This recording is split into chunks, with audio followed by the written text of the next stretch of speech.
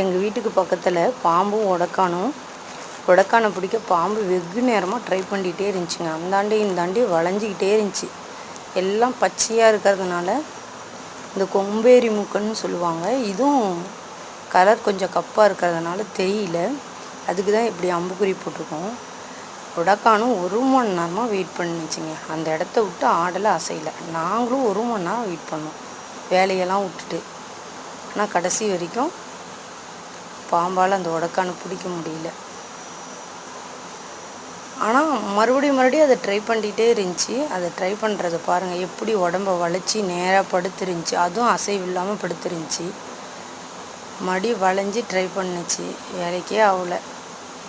ஆனால் உடக்கா ரொம்ப சூப்பருங்க, அசைவே கொடுக்கல.